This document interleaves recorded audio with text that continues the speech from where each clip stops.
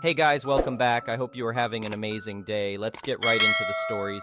The first one is a pro-revenge story. I'm Alex, 38M, and my younger brother Jake, 32M, has always been the favorite child. He had a difficult birth and spent weeks in the NICU, so our parents have spoiled him rotten ever since, often at the expense of my sister Sarah, 35F, and me. Jake revels in the attention, and has repeatedly pulled stunts to make himself the center of attention at major family events like birthdays and graduations. Sarah and I have become quite distant from Jake and our doting parents as a result. A few years ago, Jake started dating Natalie, 27F, who shamelessly revealed her pregnancy at Sarah's baby shower, stealing her thunder. When I proposed to my now wife Emma, 33F, she wanted a small wedding with both our families present, so I begrudgingly invited mine. During the preparations, my best man Liam, 38M, spotted a receipt for an engagement ring sticking out of Jake's pocket. After Liam confronted him, Jake admitted he planned to propose to Natalie at my wedding. Furious, I kicked him out of the wedding party, igniting a massive blow-up with our parents. They claimed I was judging Jake unfairly since he hadn't confessed to the proposal plan. I countered with his history of attention-grabbing antics, and they eventually made Jake promise not to pull any stunts. I didn't trust him, though, and warned that if he tried anything as a guest, he'd regret it. Sure enough, during Emma's father-daughter dance, Jake tapped his glass, stepped in front of everyone, and proposed to Natalie in the most disruptive way possible. That's when my payback unfolded. Liam and I had hired an actress to play a mistress who confronted Jake and Natalie, claiming she was pregnant with his child. When she dialed his number, which I'd supplied, I'd rig a Jacques phony to make it look like they'd been killing each other constantly. The mistress showed fake sonogram pics as proof, leading a mortified Natalie to hurl the ring at Jackie before storming out. Catching my satisfied smirk, Jake immediately realized I'd orchestrated the whole thing. He blew up my phone demanding I clear his name, but I feigned ignorance until Emma and I returned from our honeymoon. Natalie had kicked Jake out by then, and he desperately pleaded for me to explain the truth so she'd let him see their kid. Instead, I sent Jake a screenshot of the wedding costs, vaguely asking for reimbursement. Emma was in on the revenge plot from the start, after Jake ruined her dance with her dad. Now even my sister Sarah thinks I went overboard, but Jake had it coming after years of making everything about himself. Emma agrees. He finally got a taste of his own spotlight-stealing medicine. The next one is an entitled people story. It was a scorching hot summer day, and I had just finished setting up my new above-ground pool in the backyard. This 15-foot wide baby was my pride and joy. I had been saving up for years to get this installed. The refreshing aqua blue water was practically calling my name. I couldn't wait to dive in and cool off from the relentless heat. Just as I was about to go change into my swimsuit, I heard the gate to my backyard swing open. Lo and behold, there was the neighborhood Karen, barreling towards my pool in an overly revealing bikini. Without even asking for permission, she tossed her stuff onto a lawn chair and proceeded to dip her toes into my pool. Excuse me? Can I help you? I asked, utterly perplexed by her audacity. Oh, hi, Karen replied in a phony, sweet voice. I was just walking by and saw your pool. It's such a hot day, so I figured I'd come by for a quick dip to cool down. Hope you don't mind. She flashed her pearly whites, giving me a smile so fake it could curdle milk. I stood there, stunned by her brazen attitude. Did she seriously think she could just waltz onto my property and make herself at home in my personal pool whenever she felt like it? Actually, I do mind, I asserted. This is my private property. You can't just come in here and use the pool without my permission. Karen's over-the-top smile vanished instantly. She put her hands on her hips and pursed her collagen-injected lips. Ugh, don't be such a stick in the mud, she sneered. It's just a quick swim to cool off. Don't be so selfish. Share the pool. I couldn't believe her nerve. Selfish? Lady, I don't even know you. You didn't ask politely or offer to split costs. You just barged in thinking you're entitled to use my pool. That's not how this works. Karen let out an exaggerated huff. Whatever, I'm going in, she declared smugly, immersing herself in the water. Now I was seeing red. This audacious woman clearly had no sense of boundaries, but two could play at this game. Fine, you leave me no choice then, I replied. I marched over to the circuit breaker and flipped the switch, cutting power to the pool's motor and filter. The soothing whirring stopped abruptly.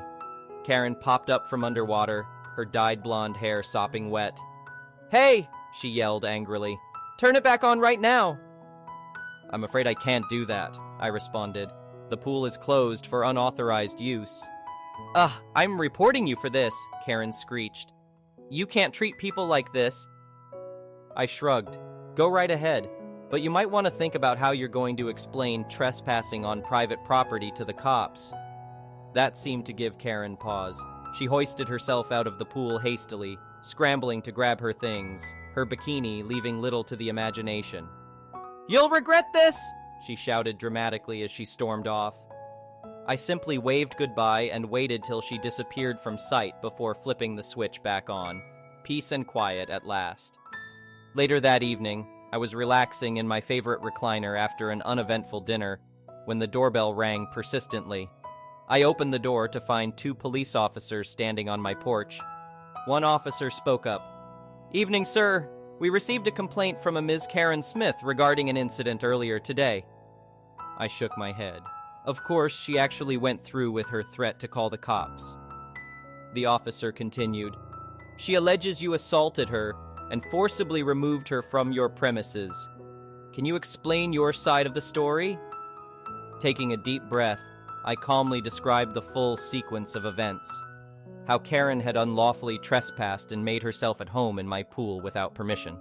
I explained how I simply turned off the motor to get her to leave when she refused to listen to reason. The officers listened attentively, jotting down notes.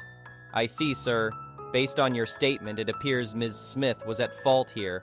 We'll need to get more details from her, but trespassing charges may apply in this case. Just then, we heard shouting from across the street. There he is, officers! Arrest that man immediately!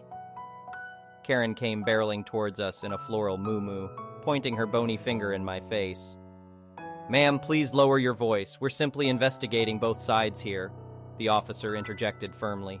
Well, I'll tell you my side, Karen retorted shrilly. This maniac assaulted me and threw me out like trash. I was just trying to cool down from the heat when he started yelling and made threats. I feared for my life. The officers exchanged glances as Karen kept ranting dramatically. I had to stifle a chuckle. Did she seriously think anyone would buy this wild story? Ma'am, please take a breath, the officer said calmly. Making false statements and exaggerating the events won't help your case. Karen flushed red but kept going. He's clearly dangerous. Look at him. He could go into a violent rampage at any moment. I won't feel safe until he's locked up for good. Having heard enough, the officer put his hand up. Ma'am, we'd like you to come down to the station to give an official statement and provide further details. Karen's eyes went wide with shock. Wait, you're taking me to the station? But I'm the victim here. We need to verify certain aspects of your account, the officer replied matter-of-factly.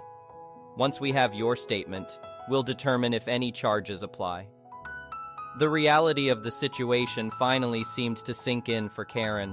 Her boisterous attitude shrank away, replaced by fear and uncertainty. She turned to me desperately. Can't we come to some agreement here? This is just a misunderstanding after all. I folded my arms. Sorry, but you made your choice when you falsely accused me. I won't stand for slander and lies.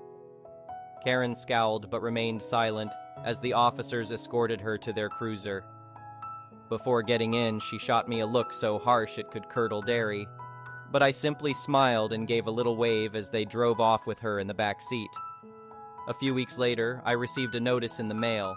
Karen was being charged with trespassing and filing a false police report. She ended up paying a hefty fine and even had to issue a formal apology. I happily framed the letter and hung it on the wall. The rest of the summer passed by smoothly. Whenever I looked out at that aqua blue water, I smiled thinking of Karen simmering away in her own juices. Maybe someday she'd learn to stay in her own lane, but I sure wouldn't hold my breath for that. The next one is a petty revenge story. Recently, some close friends and I attended a nearby university debate camp for some further experience and to prepare for the policy 1920 year. And considering it's a debate group, you would think there wouldn't be much drama, if any at all, but boy were we wrong.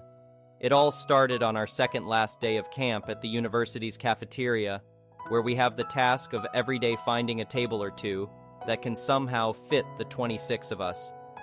For the majority of camp until that day, we had no problems borrowing seats from one or two tables here and there, but a certain Karen was about to change that for all of us.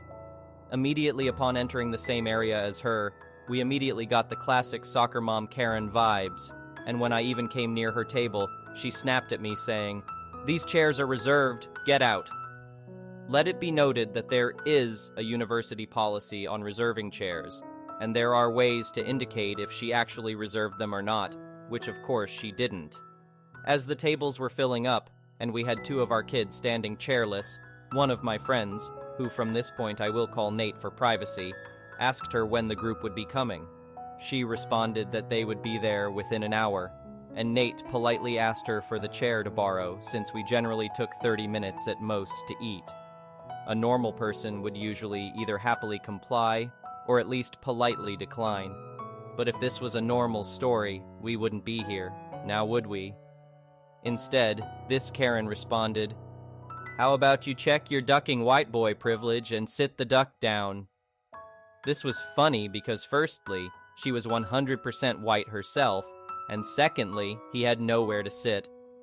Obviously taken aback, he just finds another table, somewhat far away from the rest of us, and Karen continued to heavily police the table. A few minutes later, another friend, who I'll call Ethan, comes over, fully unaware of the situation at hand, walks over to Karen, and politely asks her for a chair. She responds with her typical angry snappiness, and stares Ethan down with a death stare of a woman who has spoken to 1,000 managers. When Ethan points her out on this creepy staring, she goes absolutely apacrap at this point and explodes on Ethan. "What group are you with? Where's your coach? You're coming with me for harassment." Ethan, being less passive than Nate, engages with her, calling her out on her ridiculousness. Also during this time, two unrelated college students and a cafeteria janitor all try to intervene, asking her questions like, "Do you know these kids?" and "Why are you getting so angry? They're just some dumb kids." At this point, Karen just goes beyond nuclear and drags Ethan and Nate to the university office, and literally files a harassment claim on these 15-year-old teens. This is where she made her fatal mistake and our petty revenge begins. In the office, a university cop was called to talk to Nate, Ethan, and Karen, where she proceeds to make preposterous claims about them, and says there are witnesses. One by one, we strike her arguments down with proof, true policy debate style, using our nerdy-ass terminology on witnesses and evidence, and actually get witnesses to testify to her craziness. At this point, she's getting flustered and angry, and tries to play the sympathy card, but we effectively destroy that. At this point, the police actually end up turning on her, and she ends up getting a harassment charge. After that, our debate group chat exploded with messages just clowning on Karen, such as "soccer mom destroyed" and "Karen for prison." In the end, the moral of the story is if you're gonna mess with a group of teens, make sure they aren't the advanced policy debate team, because we will win. The next one is a malicious compliance story. I used to work a crappy retail job in LA, and the boss had just hired a new assistant manager. Picture a blonde Karen who appears to be in her 40s, but tells everyone she's 33, who is just divorced from her Beverly Hills doctor or dentist husband, and now has to actually work for the first time in her life to support herself and her 4 children. On her first week there, this super smart lady left her Louis Vuitton bag open on the break room table instead of locking it in her assigned locker, and someone stole $200 from her purse. Not saying it was her fault, It was definitely the thief's fault for taking something that didn't belong to them, but Karen's response to it was just stupid. Assistant manager Karen then told us that, as a new policy, no one could enter the break room without her permission, so that she would know who was going in there and when, so that if anything else was stolen, she'd have a clear culprit. I'm not sure how she intended to enforce this during the time she wasn't in the store, but maybe it didn't matter if other people besides her got stolen from. For reference, this was the first theft any of us had seen since being at the company.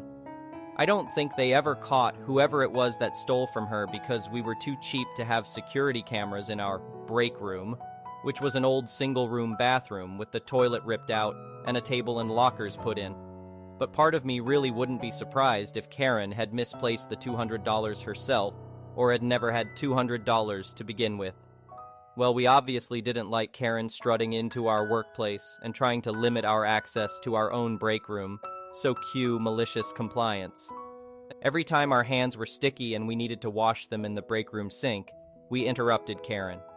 Every time we needed to take a drink of water, which we were only allowed to do in the break room, we interrupted Karen. Every time we needed to sweep something up but the broom was in the break room, we interrupted Karen. Every time we had to throw something away but the trash can was in the break room, we interrupted Karen. Every time we needed to restock a product that had a box of it sitting in the break room, we interrupted Karen. Karen could barely get her own inventories and paperwork done because of how often we needed her permission to open the break room door. She ended up getting so frustrated that the new policy lasted about 3 days, and she quit soon after that. I now have a much better job that doesn't involve retail in the slightest. The next one is an entitled people story. A little background. I'm 43F, with a son, 14. Due to needing to leave the shared home with my ex very suddenly a couple of years ago, we have been a bit transient with our home. I have a house I own, but my best friend lives there, and apart from not wanting to make him homeless, I couldn't afford to live there on my own at the time. So we spent about a year with my parents and then moved in with my granddad, 89, a year ago. He has dementia, diagnosed, but he doesn't agree with any of the doctors. And we lost my Nana suddenly a couple of months before we moved in. The first entitled, we moved in because my uncle, 60-something, was staying in a lounge by choice. His elderly dog couldn't go up the stairs, he said, but he made it up there pretty well when the kid, the puppy, and I moved in. Anyway, he was struggling, and I said, well, we're between homes, so we can move in. The first important note is my uncle hasn't worked for quite a few years and lives in a caravan at a holiday park, on welfare, subsidized by my grandparents. He has a drinking problem, which he doesn't admit to, and smokes like a chimney. Cigarettes are very expensive here. Obligatory note. We're not in the US, so it's less common for people to live in caravans at holiday parks, and we don't tend to have the really big caravans, mobile homes. My uncle is the youngest of 3, and Granddad talks a lot about how he needs to fix the problem and that he was spoiled, etc. Well, before we moved in, he sent me an email about taking over from him, which gave me a lovely panic attack, as I work and study and have a child, and was going in to help, not be a full-time caregiver. And there are many, many, many entitled things he's done since I've been there. The short list is buying his wine and cigarettes with Granddad's money, borrowing the car, not doing much of anything besides some washing, asking me to do his stuff like take Granddad to the doctor, leaving the space he'd been staying in a mess, borrowing money for a fancy laptop. Actually, he borrows money constantly. He's quite creative in getting to use Granddad's money. My mom had to step in and take over the finances, so I stuck to boundaries, and he settled down with asking unreasonable things of me, but he's still lazy and entitled and far too busy to do more than the 3 lunchtimes a week he does for Granddad. The second and third entitled, Mum is the middle of 3, and her older brother is just as entitled if not more, not to mention his wife. Actually, she's the main antagonist at the moment, which brings us to the dishes. The eldest uncle and his wife have been helpful, but not necessarily for the right reasons, mostly just to prove they're better than his younger brother. So, lots of nasty things said and trying to get people on their side, etc. which, for the most part, I ignore or Mum and I vent about. Among all of this, I have messages and emails I'm not only always copied into, but the one-on-one messages I get from both sides worries me. So since I'm the granddaughter and have no legal responsibility like Mum does, I pass on things to her to protect myself more than anything. The dishes, since my eldest uncle and his wife have been helping more, they've decided that they're in charge, and I've been spoken down to more than once by my uncle over the years. But now his wife, who acts like my best friend, who I don't trust as far as I could throw her, she lies a lot and was quite horrible to my cousins as they were growing up. She decided I needed telling off, like a child, actually no, like a piece of trash, ironically. My beloved 98-year-old grandma had been unwell and going downhill since the end of last year, and even though it was expected, her death a few weeks ago devastated me. We spent at least a day a week together, and I helped her as much as she'd let me, and her passing hit me hard. I've also been in therapy for unrelated issues, so I wasn't doing well, and neither was my son. His great-grandma adored him, and he loves her just as much. The dishwasher broke at Christmas, so we've been doing the dishes by hand, which is my son's job. Last week, the day before Grandma's funeral, he hadn't done them. Not many, but it was our night off, and he would be with his dad. So I saw no point in hassling him, as we are both grieving, and I was going to go back and do them later on. She got to the house and decided I had done it on purpose, and sent me several pics of the bench, and the few stacked and rinsed dishes with a rude message. Like I couldn't imagine talking to anyone like that. I cried.